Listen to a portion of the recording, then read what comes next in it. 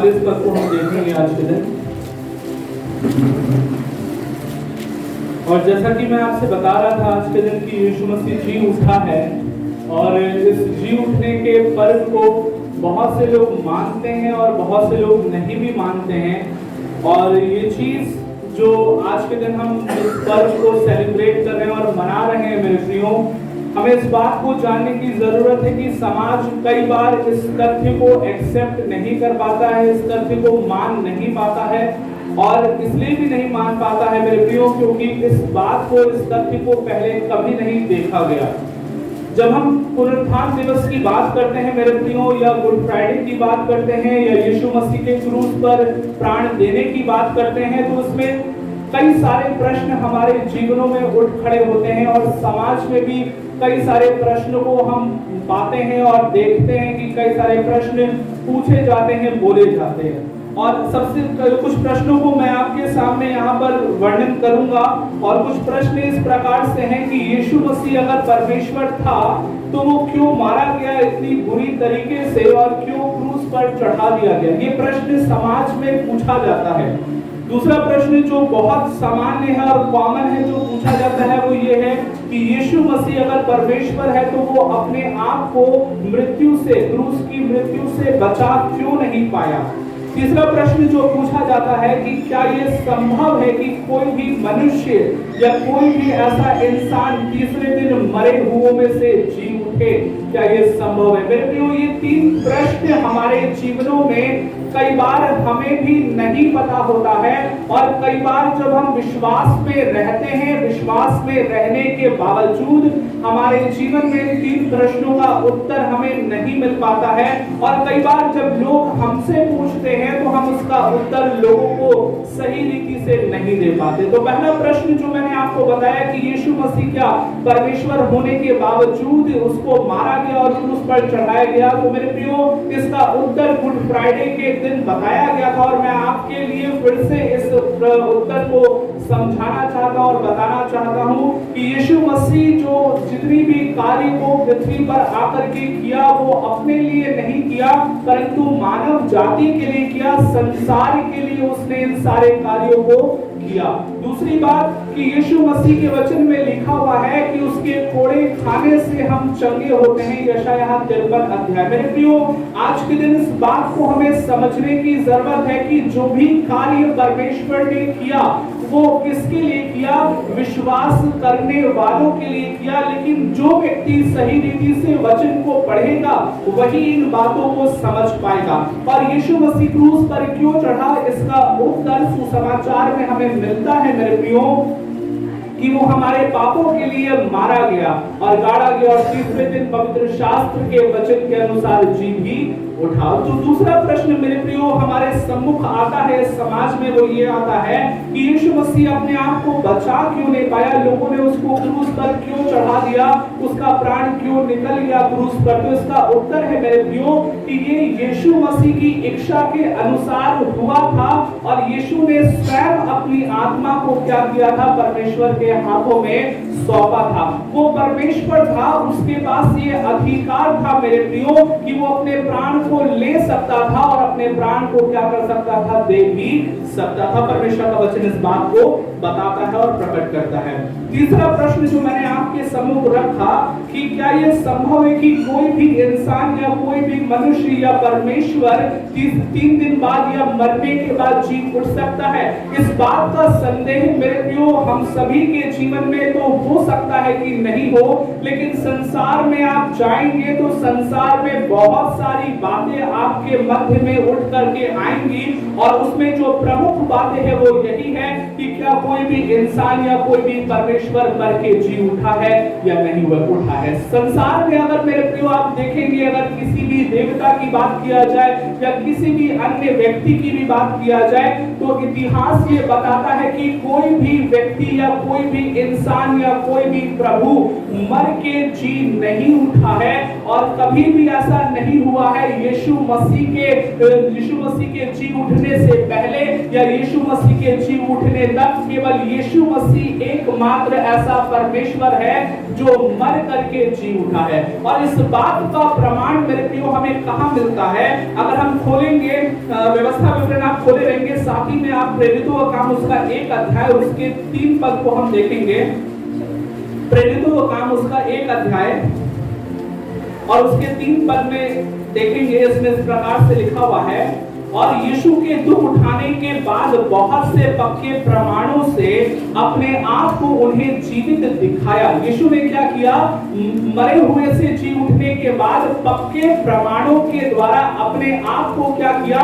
जी उठा हुआ दिखाया। और लिखा है, और 40 दिन तक वह प्रेरितों को दिखाई देता रहा और परमेश्वर के राज्य की बातें करता रहा। हालेलुया। क्या लिखा है? 40 दिन तक यीशु मसीह मर के जब जी उठा तो 1 दिन, 2 दिन, 3 दिन या 1 सप्ताह वहां पृथ्वी पर नहीं रहा, परंतु 40 दिन तक पृथ्वी पर रह करके लोगों को प्रमाण, पक्के प्रमाण देता रहा कि मैं वही यीशु हूं जिसे तुमने क्रूस पर चढ़ा दिया था, और मेरी इच्छा के अनुसार ये हुआ था कि मानव जाति के लिए मैं मारा जाऊं और मैं मर करके जी उठाऊं। सो मेरे प्रियो, क्या आज के दिन में आप परमेश्वर के उस परिभाषा को जानते हैं कि परमेश्वर की परिभाषा क्या है?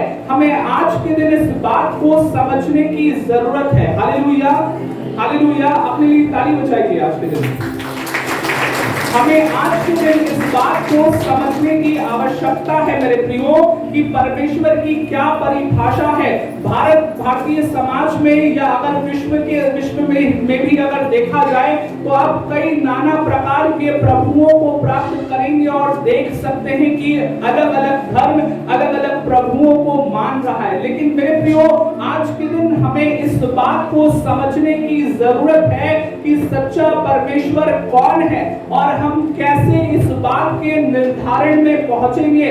हम कैसे निर्धारित कर सकते हैं कि सच्चा परमेश्वर यीशु मसीह ही है।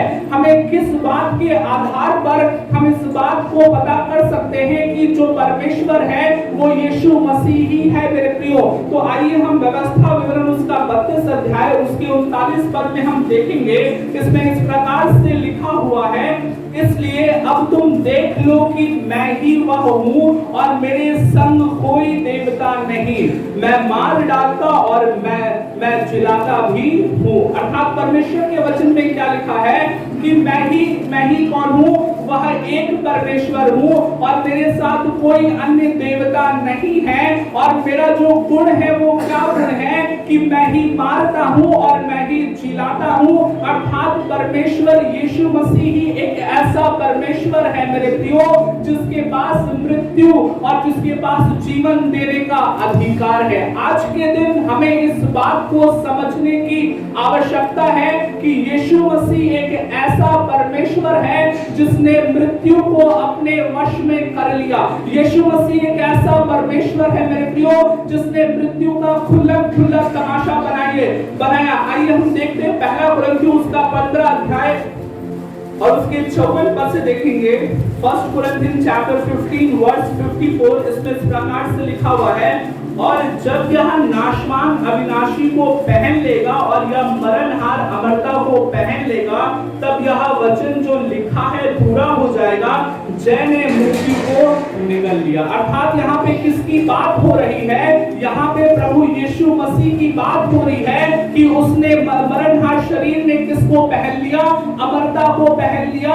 अर्थात वो अब जीवित हो उठा है, अब वो मरने का नहीं। अर्थात इसमें लिखा हुआ है तब वह वचन जो लिखा है पूरा हो जाएगा, जय ने मृत्यु को निगल लिया। हे मृत्यु तेरी जय कहाँ रही?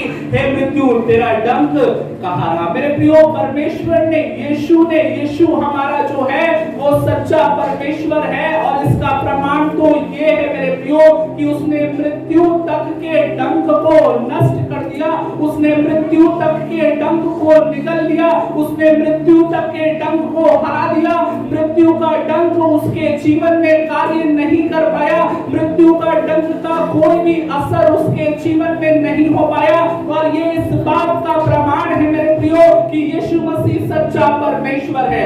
आज के दिन हो सकता है मेरे प्रियो कि हम अपने जीवन में उदास हो, हम अपने जीवन में बीमार हो, हम अपने जीवन में परेशान हो, लेकिन जिस दिन आप परमेश्वर को, उस सच्चे परमेश्वर को जानेंगे, उस सच्चे परमेश्वर को पहचानेंगे, उसके सच्चे वचन के प्रकाशन को समझेंगे, मेरे प्रियो, वो परेशानी, वो दुख, वो कष्ट आपके जीवन से दूर हो जाएगा, क्योंकि वो परमेश्वर यीशु मसीह है जिस पर मृत्यु का भी कोई अधिकार नहीं चलता है, जिस पर मृत्यु का कोई वश नहीं चलता है।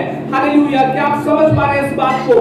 क्या आप समझ पा रहे हैं इस बात को? हमें आज के दिन इस बात को समझना है कि यीशु मसीह सच्चा परमेश्वर इसलिए है क्योंकि वो मृत्यु का डंक भी उसके पास या उसके जीवन में काम नहीं करता है। और इसी बात को मैं आपको व्यवस्था विवरण उसके 32 अध्याय उसके 39 पद से समझा रहा था कि मेरे संग कोई देवता नहीं, अर्थात कोई ऐसा ईश्वर नहीं, कोई ऐसा मनुष्य नहीं जो इस बात को कर सके, कोई ऐसा परमेश्वर नहीं जो इस बात को पूरा कर सके, लेकिन वो सिर्फ और सिर्फ प्रभु यीशु मसीह है जो इन बातों को पूरा करने की सामर्थ्य रखता है कि वही मार सकता है, वही जिला सकता है, अर्थात उसके पास सामर्थ्य है मारने की, उसके पास सामर्थ्य है जीवन देने की, उसके पास सामर्थ्य है मुर्दों में से जी उठने की। सो मेरे प्रियो, आज के दिन हमें इस बात को अपने जीवन में, इस बात को बहुत गहराई से समझ लेने की आवश्यकता है कि यीशु मसीह को हम क्यों विश्वास कर रहे हैं, यीशु मसीह को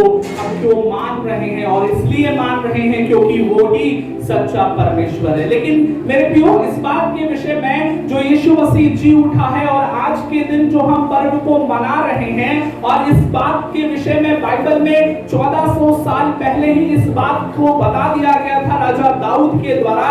आइए कुछ भविष्यवाणियों को हम देख लेते हैं और फिर हम कुछ वचनों को और समझेंगे ताकि हमारे जीवन में परमेश्वर के पुनरुत्थान के दिवस में परमेश्वर का पुनरुत्थित वचन कार्य करने पाए, ताकि हम परमेश्वर के पुनरुत्थान की सामर्थ्य के द्वारा परमेश्वर के सुसमाचार को फैलाने वाले होने पाए। आइए देखते हैं भजन संहिता उसका 16 अध्याय 10 पद में क्या लिखा हुआ है।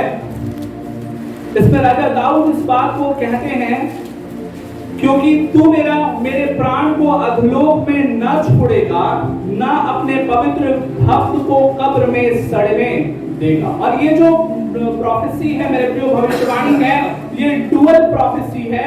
और डुअल प्रोफेसी का मतलब होता है जो व्यक्ति ने लिखा है उसके जीवन के लिए स्वयं है, और ये यीशु मसीह के जीवन के विषय में भी क्या कर रहा है, बता रहा है। और क्या बता रहा है कि मेरे प्राण को अधोलोक में न छोड़ेगा, अर्थात यीशु मसीह के विषय में आप जानते होंगे कि 3 दिन 3 रात 3 दिन वो कहाँ रहा, अधोलोक में था।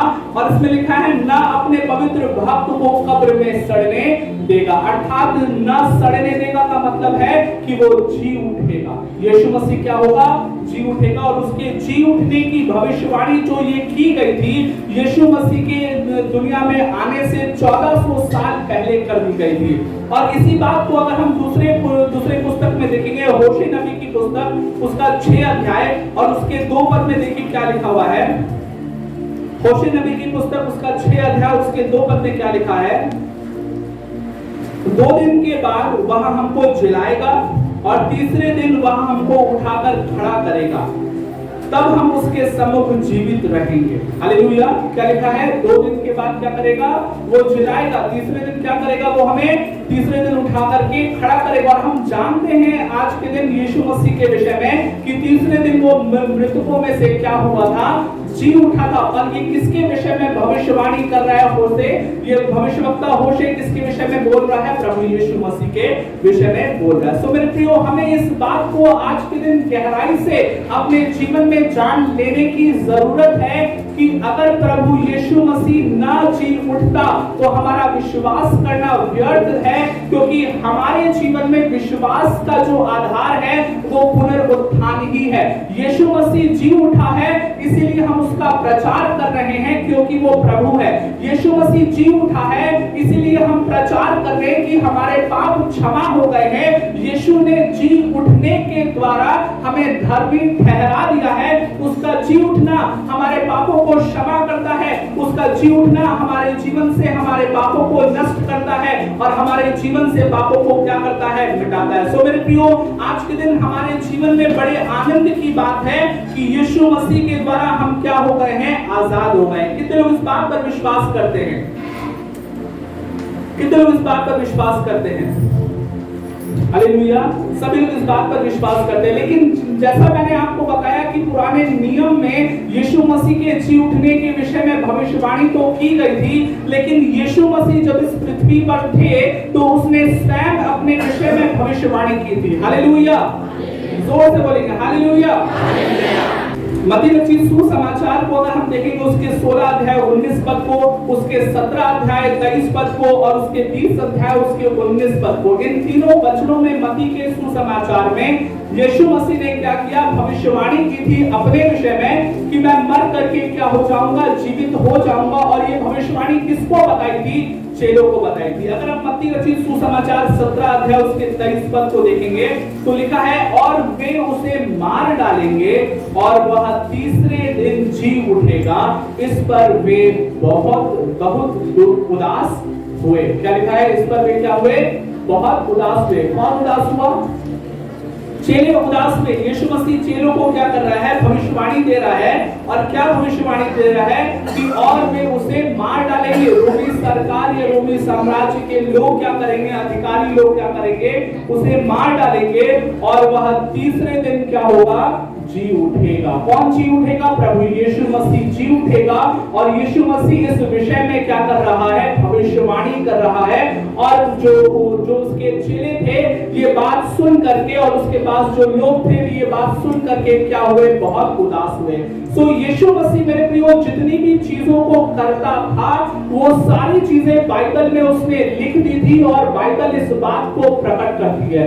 यीशु मसीह के वचन में जो भी चीजें लिखी है ये हमें सूचना देती है मेरे प्रियो कि ये सारी घटनाएं होने वाली थी और ये 100% क्या है? ट्रुथ है, 100% सत्य है। अगर आप बाइबल को देखेंगे और बाइबल में से कहीं से कोई भी बात उठा करके अगर आप समझेंगे तो हर एक बात 100% सत्य है। और इसीलिए आज के दिन हम और आप यीशु मसीह पर विश्वास कर रहे हैं। सो मेरे प्रियो जैसा मैंने आपको बताया कि यीशु मसीह ने क्या किया, यीशु मसीह ने चेलों को प्रचार किया, यीशु मसीह ने चेलों को बताया अपने जी उठने के विषय में। और आइए आज के दिन में हम अपने बाइबल में से मत्ती रचित सुसमाचार उसके 28 अध्याय में से एक पाठ को पढ़ेंगे और वो जी उठने के पाठ के विषय में है और हम समझेंगे कि जी उठने का महत्व क्या है। हालेलुया।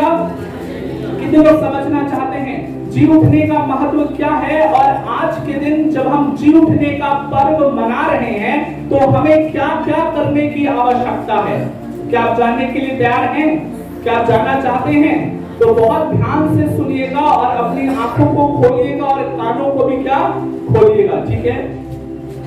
मत्ती रचित सुसमाचार उसके 28 अध्याय से हम पढ़ेंगे, उसके 1 पद से लेकर के उसके 20 पद तक हम लोग पढ़ेंगे और पुनरुत्थान के दिन के विषय में हम समझेंगे और हम आज के दिन के महत्व के बारे में भी समझेंगे कि हमें क्या क्या करने की आवश्यकता है। तो पहले पद से मैं पढ़ रहा हूं आपके लिए। इसमें लिखा है, सबके दिन के बाद सप्ताह के पहले दिन पौ फटते ही मरियम मगदलिनी और दूसरी मरियम कब्र को देखने को आई। और सबके बाद के पहले दिन का मतलब क्या है? ये रविवार है। शब्द का दिन लोग जो मनाते थे पहले वो शनिवार होता था और अगला ही दिन क्या है? रविवार है, जिसमें यीशु मसीह के वचन में लिखा हुआ है कि पहले दिन पौ फटते ही मरियम मगदलिनी और दूसरी मरियम कब्र को देखने के लिए आई।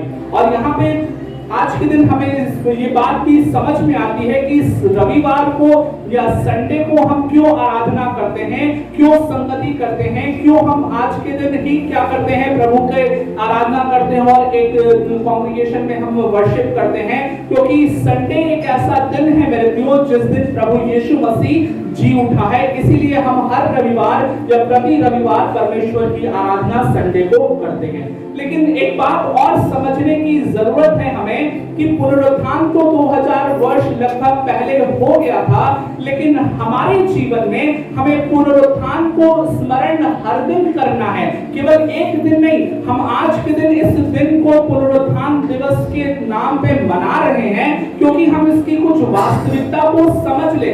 इस दिन हम क्या करें? परमेश्वर की कुछ बातों को जानने और उसकी आराधना करें और उस दिन को स्मरण करें। लेकिन इस बात को भी हमें भूलना नहीं है कि हमारे जीवन में हर दिन क्या है? पुनरुत्थान का दिन है। क्योंकि हमारे जीवन में हर दिन हम हम प्रभु यीशु मसीह के जी उठने को स्मरण करते हैं। और अगर दूसरे पद में यहाँ पे देखें तो क्या लिखा है, और देखो एक बड़ा भूकंप हुआ। जब आप बाइबल को देखेंगे तो यीशु मसीह जब जन्म लेने वाला था तब भी कुछ अलौकिक घटना हुई थी, और यीशु मसीह जब मर के जी उठे हैं तब भी कुछ अलौकिक घटनाएं हो रही है बाइबल में। उस समय भी क्या हुआ था, स्वर्गदूत आकर के सूचना दे रहे थे, और इस समय भी क्या हो रहा है, स्वर्गदूत आकर के सूचना दे रहे हैं। आगे हम इस बात को पढ़ेंगे। सो ये बात हमें समझ में आती है कि यीशु मसीह का जन्म लेना, यीशु मसीह का जी उठना, ये सारी चीजें कहां से है, ये सारी चीजें स्वर्गिक है, और इसकी योजना कहां से बनाई गई है, स्वर्ग से बनाई गई है। इसमें लिखा है, और देखो एक बड़ा भूकंप हुआ, क्योंकि प्रभु का एक दूत स्वर्ग से उतरा और पास आकर उसने पत्थर को लुढ़का दिया और उस पर बैठ गया। उसका रूप बिजली का सा और उसका वस्त्र पाले के समान उज्जवल था। उसके भय से पहरुए कांप उठे और मृतक समान हो गए। हालेलुया। अब यीशु मसीह जब क्रूस पर उसकी मृत्यु हुई तो उसके जो शरीर थे, पार्थिव शरीर थी, उसको कहां रख दिया गया, कब्र के अंदर रख दिया गया। और उस समय जो कब्र थी वो एक गुफा की तरह होती थी। आज के दिन जो कब्र होती है वो मिट्टी को खोद करके हम उसमें दफनाते हैं, वैसा नहीं था, एक गुफा की तरह था। और उसके जो द्वार था, जिसमें प्रवेश द्वार था, उस पर पत्थर रखा जाता था, और उस पत्थर को लुढ़काने के लिए लगभग 20 से ज्यादा लोगों की आवश्यकता पड़ती थी। लेकिन यहाँ पे क्या लिखा है कि स्वर्गदूत प्रकट हुआ, भूकंप आया, और चौथे पद में लिखा है उसके भय से पहरुए कांप उठे। और यीशु मसीह के कब्र के बाहर पहरुओं को रखा गया था उसके शव की रखवाली करने के लिए। और इसलिए जब स्वर्गदूत प्रकट हुआ, स्वर्गदूत स्वर्ग से आया, तो जो पहरेदार थे वो कांप उठे, वो डर गए, वो भयभीत हो गए, क्योंकि उन्होंने ऐसी बातें अपने जीवन में पहले कभी नहीं देखी होगी। Hallelujah, hallelujah. और इसमें लिखा है उसके भय से पहरुए कांप उठे और मृतक समान हो गए, वो बेहोश हो गए, आप कह सकते हो। और 5वें पद में लिखा है स्वर्गदूत ने स्त्रियों से कहा, मत डरो, मैं जानता हूं कि तुम यीशु को जो क्रूस पर चढ़ाया गया था ढूंढती हो। मेरे प्रियो, कई बार हमारे जीवन में भी ऐसा होता है, जब परमेश्वर का वचन हम पढ़ते हैं तो हम भूल जाते हैं, और या ये होता है कि हम परमेश्वर के वचन को पढ़ते हैं तो ध्यान नहीं देते हैं। और मरियम मगदलिनी और जो दूसरी मरियम थी, उनको भी प्रभु यीशु मसीह ने अपने जीवन काल में, अपने सेवकाई के दौरान यीशु मसीह ने बताया था कि मैं मरे हुओं में से जी उठूंगा। लेकिन इसका दो कारण हो सकता है कि उन्होंने इन बातों को या तो ध्यान नहीं दिया, या तो उनको पता चला लेकिन वे क्या हो गए, वे भूल गए, वे दोनों स्त्रियां भूल गई। और इसमें लिखा है स्वर्गदूत जो है वो स्त्रियों को क्या कर रहा है, 4 बातों को बता रहा है, और उन 4 बातों को हम देखेंगे। क्या लिखा है 5वें पद में, मत डरो, मैं जानता हूं कि तुम यीशु को जो क्रूस पर चढ़ाया गया था ढूंढती हो। और वो जो स्त्रियां थी वो किसको ढूंढ रही थी, उनके मन में ये था कि यीशु मसीह जी नहीं उठा है। उनको ये बात स्मरण नहीं थी मेरे प्रियो, उनको ये लग रहा था कि यीशु मसीह आज के दिन भी उनको कब्र में मिलेगा। लेकिन यीशु मसीह मृत्यु के उस डंक को, मृत्यु के उस जंजीर को तोड़ करके क्या हो गया था, जीवित हो गया था। और इसमें लिखा है मेरे प्रियो कि स्वर्गदूत स्त्रियों को संदेश दे रहा है कि जो यीशु चढ़ाया गया था तुम उसको ढूंढती हो। लेकिन 6ठे पद में वो इस बात को बता रहा है स्वर्गदूत कि वह यहाँ नहीं है, परंतु अपने वचन के अनुसार जी उठा है। और स्वर्गदूत स्त्रियों को क्या कर रहा है, स्मरण दिला रहा है। सो मेरे प्रियो, आज के दिन हमें भी इस बात को स्मरण रखने की जरूरत है। और बाइबल में ये लिखा हुआ है पहले कुरिन्थियों के 15 अध्याय में कि अगर तुम सुसमाचार को स्मरण नहीं रखते हो तो तुम्हारा विश्वास करना व्यर्थ है। आज के दिन जब हम इस बात को पढ़ रहे हैं मेरे प्रियो, तो कहीं ना कहीं स्त्रियों ने अपने जीवन में इस बात के विषय में लापरवाही दिखाई, जिसकी वजह से वो इन बातों को स्मरण नहीं रख पाई। और इसके आगे लिखा हुआ यहाँ पे, परंतु अपने वचन के अनुसार जी उठा है। 6ठा पद, आओ यह स्थान देखो जहां प्रभु पड़ा था। और स्वर्गदूत क्या करता है, एक प्रमाण दिखाता है कि जिस स्थान पर यीशु मसीह को रखा गया था वो स्थान खाली है, केवल वहां पर उसके शव में जो कपड़ा लपेटा गया था वो कपड़ा वैसे ही वहां पर पड़ा था। लेकिन बात सोचने की है कि जो पत्थर था वो पत्थर तो द्वार पे रखा हुआ था, लेकिन यीशु मसीह चला कैसे गया, इस बात को आपको जानने की जरूरत है। जब आप पहला कुरिन्थियों 15 अध्याय पढ़ेंगे तो इसमें ये बात स्पष्ट लिखी हुई है कि जो पुनरुत्थित शरीर होता है वो महिमा से भरा हुआ शरीर होता है, उसको कहीं भी आर पार जा सकता है, उसको कोई भी द्वार रोक नहीं सकता। अगर यहाँ का भी द्वार बंद होगा तब भी यीशु मसीह क्या होगा, यहाँ पर उपस्थित हो सकता है।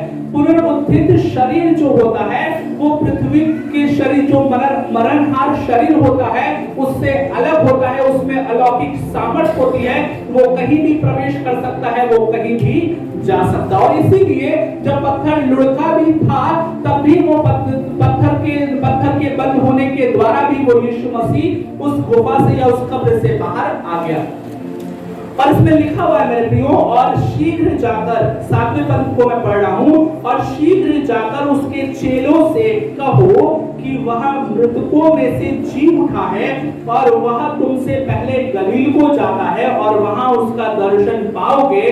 देखो मैंने तुमसे कह दिया। और इसमें 4 बात छुपी हुई है मेरे प्रियो, जो मैं आपको बताना चाहता हूं। पहली बात जो थी, जो स्वर्गदूतों ने कहा था मत डरो, और वो क्यों कहा था आप एक बार स्मरण कीजिए या एक बार अपने जीवन में बीते दिनों में जाइए। जब आपको किसी की खबर मिलती है कि कोई व्यक्ति आपके रिश्तेदार में या परिवार में जिसकी मृत्यु हो गई और अगले ही पल आपको ये खबर मिले कि वो जी उठा है, तो आपके भी मन में एक डर समा जाएगा, आपके भी मन में ये बातें उठ जाएंगी कि अभी तो मैंने उसके मरने का खबर सुना था, वो जी कैसे उठा। एक क्या हो जाएगा, हमारे अंदर भय आ जाएगा। लेकिन उस भय के साथ उन स्त्रियों के अंदर क्या था, आनंद भी था कि जो हमारा प्रभु था, जो हमारा गुरु था, वो फिर से क्या हो गया है, जीवित हो गया। तो पहली बात जो स्वर्गदूत ने बोली उन स्त्रियों से वो क्या था कि डरो मत। दूसरी बात जो बोली कि यीशु मसीह अब कब्र में नहीं है। और तीसरी बात जो बोली स्वर्गदूतों ने वो ये बोली कि आओ तुम इस कब्र को देखो। और चौथी बात जो बोली कि शीघ्र जाओ और इन बातों को उसके चेलों को और बाकी लोगों को बताओ। ये 4 बात थी मेरे प्रियो जो स्वर्गदूत ने स्त्रियों को कहा था। लेकिन इसमें एक बात और मैं आपको बताना चाहता हूं, इसमें लिखा हुआ है, अगर हम 7वें पद को देखें, वह तुमसे पहले गलील को जाता है, वहां उसका दर्शन पाओगे। देखो मैंने तुमसे कह दिया। और यीशु मसीह गलील जाने के लिए क्यों कह रहा था, क्योंकि इसके पीछे कुछ बाइबल का इतिहास है और रहस्य है। यीशु मसीह ने गलील में ही चेलों को चुना था, और जो भी चेले थे वो गलील से ही थे, और उनका गलील में जाना ही क्या था, निश्चित था। क्योंकि जब उन्होंने यीशु मसीह के उस क्रूस पर चढ़ने की कथा को जब देखा था, उनके मन में भी ये विश्वास नहीं था मेरे प्रियो कि वो जी उठेगा, और इस बात को भी वो गहराई से नहीं समझ पाए थे। और इसमें इसीलिए लिखा है कि गलील यीशु मसीह क्या करता है, उनको भेजता है। 8वें पद में लिखा है, वे भय और बड़े आनंद के साथ कब्र से शीघ्र लौटकर उसके चेलों को समाचार देने के लिए दौड़ गई। 9 पद, तब यीशु उन्हें मिला और कहा सलाम। उन्होंने पास आकर और उसके पांव पकड़कर उसको दंडवत किया। तब यीशु ने उनसे कहा मत डरो, मेरे भाइयों से जाकर कहो कि गलील को चले जाएं, वहां मुझे देखेंगे। और यीशु मसीह भी उन स्त्रियों को प्रमाण दे रहा है, उनसे मिलकर के प्रकट हो रहा है उनके सामने, और उनसे भी वही बात कह रहा है जो स्वर्गदूत ने कही थी। ये इस बात का प्रमाण था कि जो बातें कही गई थी वो परमेश्वर की ओर से ही कही गई थी। लेकिन 11वें पद से अगर हम देखेंगे 15 पद तक, तो यहाँ पे दूसरी बात होने लगती है मेरे प्रियो। और दूसरी बात ये होती है कि जो पहरुए जो थे, जो बेहोश हो गए थे, उनको एक डर सता रहा था। और वो डर क्या था, वो डर ये था मेरे प्रियो कि अगर यीशु कब्र में नहीं है तो उनको मृत्यु दंड मिल सकता था। पहरुओं को मृत्यु दंड मिल सकता था और इसीलिए पहरुए क्या हो गए थे, घबरा गए थे। और 11वें पद में यहाँ पे पहरुओं के विषय में लिखा हुआ है, वे जा ही रहे थे कि पहरुओं में से कुछ ने नगर में आकर पूरा हाल प्रधान याजकों से कह सुनाया।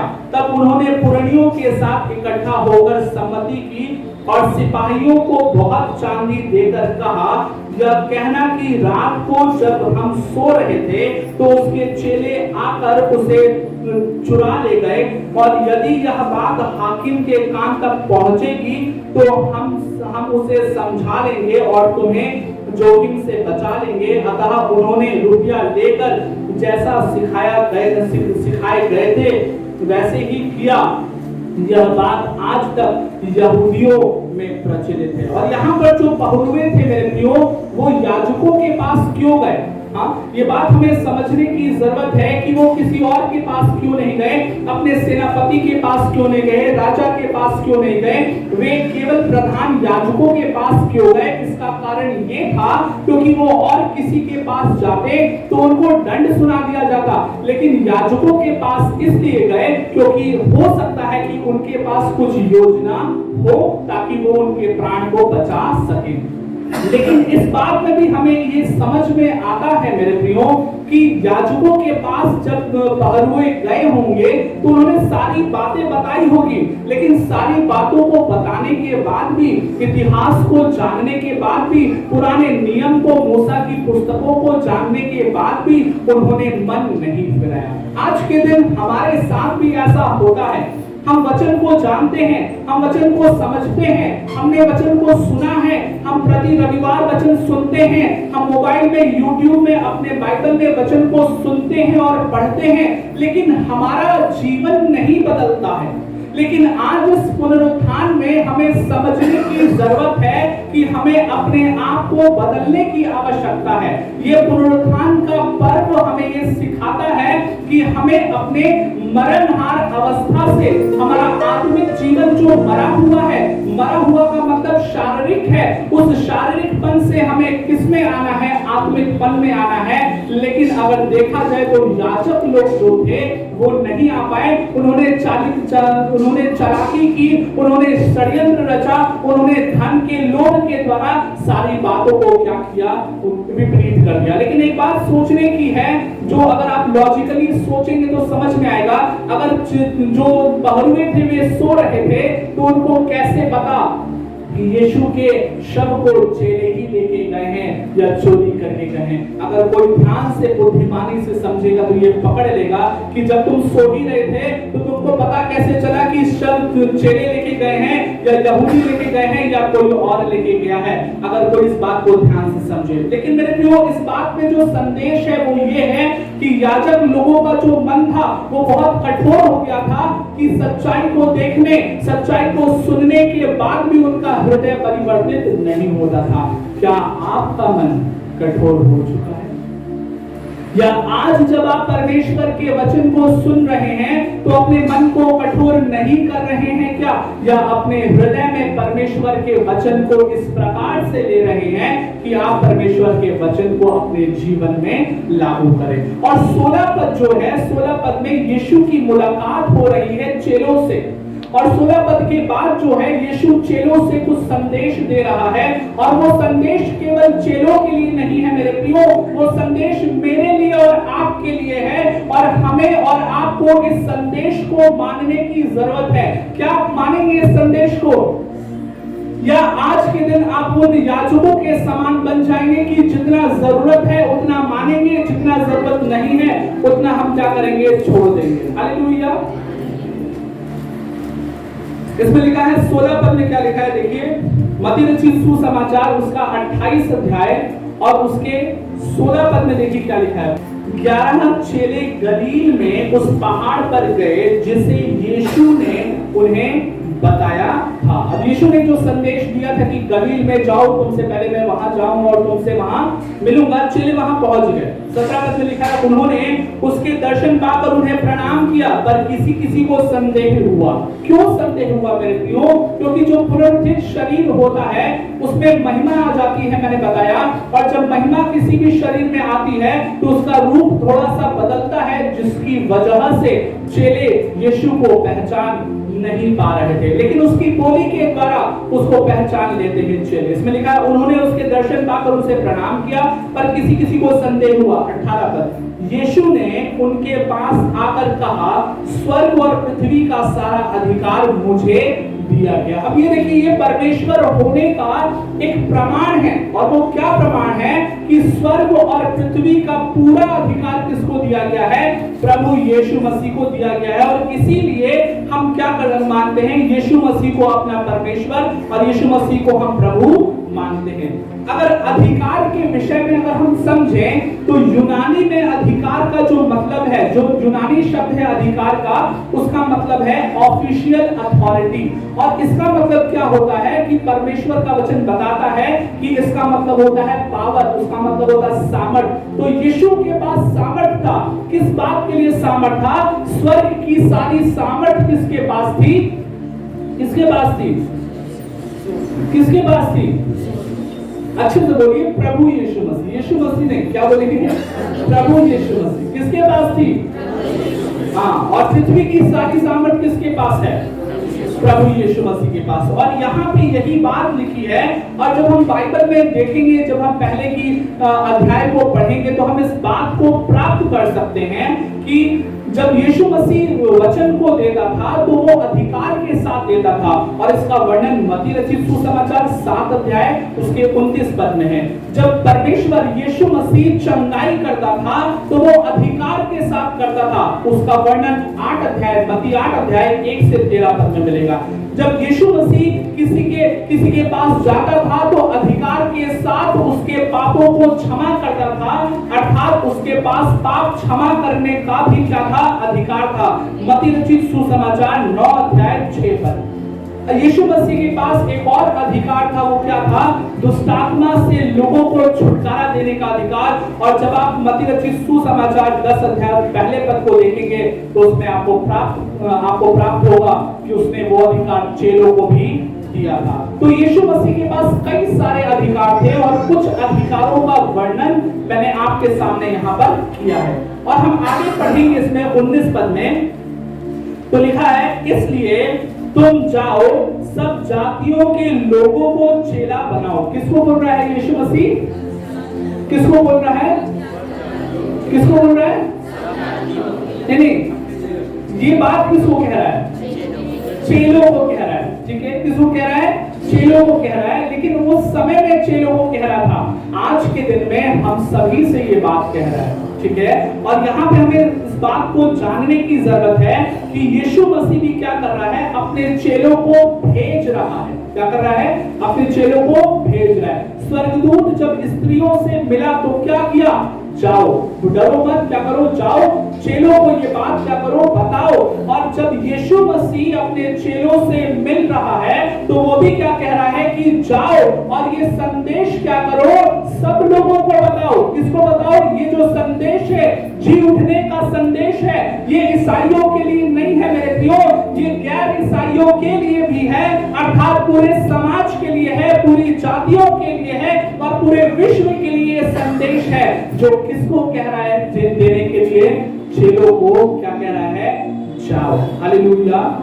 और इसमें लिखा है 19 पद में लिखा है, इसलिए तुम जाओ, सब जातियों के लोगों को चेला बनाओ। और चेला बनाने का मतलब क्या है? कि उनको परमेश्वर के वचन के सही प्रकाशन को समझाओ। आज के दिन हम परमेश्वर के वचन को तो जानते हैं और कई लोग जानते होंगे, लेकिन क्या आप गहराई में उतरे हैं वचन के?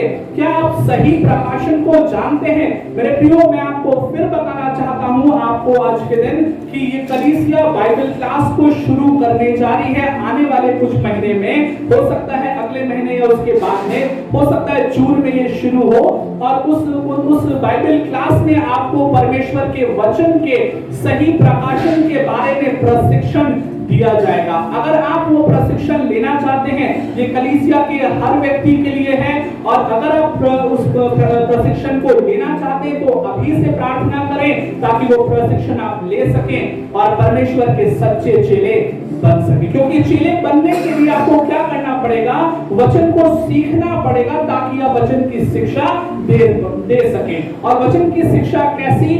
सही प्रकाशन के साथ। और इसमें लिखा है, इसलिए तुम जाओ, सब जातियों के लोगों को चेला चेला बनाओ और उन्हें पिता पुत्र पवित्र आत्मा के नाम से बपतिस्मा दो। और बपतिस्मा देने का मतलब क्या है?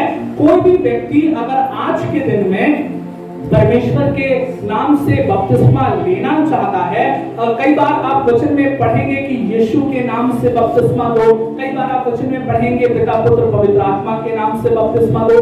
ये दोनों एक ही बात है, इसमें कोई अंतर नहीं है। इसके डिटेल में किसी और दिन हम जिक्र करेंगे, आज नहीं। बपतिस्मा का जो मतलब है मेरे प्रियो को, उसका 3 मतलब है। बहुत ध्यान से सुनिएगा और अपनी कॉपी में हो सके तो लिख भी लीजिए। बपतिस्मा का जो पहला मतलब है ये वो है कि ये एक चिन्ह है मेरे प्रियो कि हम अपने जीवन को परमेश्वर को समर्पित करते हैं। अगर कोई व्यक्ति अपने जीवन को परमेश्वर की ओर समर्पित करता है तो वो क्या कर सकता है? बपतिस्मा ले सकता है। या अगर कोई बपतिस्मा ले रहा है तो उसे सबसे पहले क्या करने की जरूरत है? अपने जीवन को परमेश्वर को समर्पित करने की जरूरत है। दूसरी बात ये है मेरे प्रियो कि जो व्यक्ति बपतिस्मा लेना चाहता है उसको सबसे पहले ये अपने जीवन में आश्वस्त करना पड़ेगा कि क्या वो परमेश्वर के वचन को मानने के लिए तैयार है पूरी तरीके से कि नहीं। और जो लेना चाहता है उसके अंदर ये स्वभाव होना चाहिए कि वो परमेश्वर के वचन को पूरी रीति से मानने के लिए तैयार हो। तीसरी बात कि क्या वो परमेश्वर के लोगों के साथ संगति करने के लिए तैयार है। कई बार ये देखा जाता है कि रविवार को लोग परमेश्वर की संगति को महत्व नहीं देते, लेकिन जिसके जीवन में सच में परमेश्वर का वचन कार्य किया है और वो सच में बपतिस्मा लेना चाहता है तो उसके जीवन में ये प्रभाव होगा कि वो परमेश्वर की संगति को महत्व देगा। वो परमेश्वर की संगति को आम बात नहीं समझेगा। वो ये नहीं कहेगा कि चलो ठीक है नहीं गए कोई बात नहीं, वो परमेश्वर की संगति को प्राथमिकता देगा। और चेलों को यीशु मसीह ये समझा रहा था कि बपतिस्मा दो, इसका मतलब ये है कि चेलों को यीशु मसीह बता रहा था कि ये सारी बातें लोगों के अंदर होनी चाहिए जो मुझ पर विश्वास करेंगे। और इसके बाद लिखा है मेरे प्रियो, और उन्हें सब बातें जो मैंने तुम्हें आज्ञा दी है मानना सिखाओ, और देखो मैं जगत के अंत तक सदा तुम्हारे संग हूं। तो इसमें एक बात और समझने की जरूरत है। ये आखिरी पद है जो हम आज के दिन मनन कर रहे हैं इस पाठ में, और इसमें एक बात हमें और गहराई से समझने की जरूरत है। वो क्या थी कि यीशु ने अपने चेलों को आज्ञा दिया था। क्या दिया था? और इस आज्ञा को मेरे प्रियो हम बोलते हैं ग्रेट कमीशन। क्या बोलते हैं इंग्लिश में? Great commission. और ये क्या था? ये आज्ञा था, ये सुझाव नहीं था। क्या था ये एक आज्ञा थी। क्या थी? आज्ञा थी, ये सुझाव नहीं था। अर्थात अगर हम आज के दिन में, बहुत ध्यान से सुनिएगा, अगर हम आज के दिन में यीशु मसीह पर विश्वास कर रहे हैं और हम ये मान रहे हैं कि यीशु मसीह हमारा प्रभु है, तो इस आज्ञा को हमें मानने की आवश्यकता है। और वो क्या आज्ञा है? जैसा मैंने आपको पहले भी बताया कि यीशु की मुलाकात चेलों से हो रही है और उसमें वो आज्ञा दे रहा है। वो आज्ञा केवल चेलों के लिए नहीं है परंतु हमारे और आपके लिए भी आज के दिन है कि हमें भी क्या करना है? जाना है और सुसमाचार का प्रचार करना है और लोगों को चेला बनाना है, शिक्षा देना है वचन की, और उनको समर्पित होना परमेश्वर में सिखाना है। अगर आज के दिन में हम केवल चर्च आ रहे हैं और अपने जीवन में परमेश्वर की इस आज्ञा को नहीं मान रहे हैं तो हमारा ईस्टर मनाना अधूरा हो जाएगा। कई बार लोग ये कहते हैं मैं विश्वासी हूँ, मैं विश्वास करता हूँ, लेकिन विश्वासी के अंदर ये चिन्ह होगा मेरे प्रियो कि वो इस आज्ञा को सुझाव नहीं मानेगा, ये इस आज्ञा को आज्ञा की तरह पालन करेगा और अपने जीवन में लागू करेगा, और वो क्या करेगा कि पूरे जगत में जाएगा, जाति जाति के लोगों को परमेश्वर के राज्य के बारे में, सुसमाचार के बारे में बताएगा, और बताने के बाद उनको शिक्षा देगा, और शिक्षा देने के बाद उनको समर्पित होना सिखाएगा। मेरे प्रियो, क्या आप इन बातों को करने के लिए तैयार हैं? और जैसा कि मैंने आपसे कहा, ये बात केवल चेलों के लिए नहीं है, ये बात किसके लिए है? हमारे और आपके लिए है। अगर सच में हम परमेश्वर को अपना उद्धारकर्ता मान रहे हैं तो हम बैठे नहीं रहेंगे। जैसे चेलों को यीशु मसीह ने कहा, जाओ, हम अपने आप को परमेश्वर की सेवा करने से रोक नहीं पाएंगे, परंतु हम अपने जगह से उठेंगे, प्रकाशमान होंगे, क्योंकि हमारा प्रकाश आ गया है। हमने इस शिक्षा को ले लिया है, क्योंकि परमेश्वर के वचन के खुलने के द्वारा प्रकाश होता है, और वो प्रकाश जो हमारे जीवन में अंधियारा था उसको मिटा दिया है, और हमारे मरणहार शरीर को, मरणहार सोच को, मरणहार विचारों को जीवित कर दिया है। और क्या आज के दिन हम तैयार हैं? मेरे प्रियो, ये आज्ञा केवल मैं आपको नहीं दे रहा हूं, परंतु मैं इस आज्ञा को मान रहा हूं।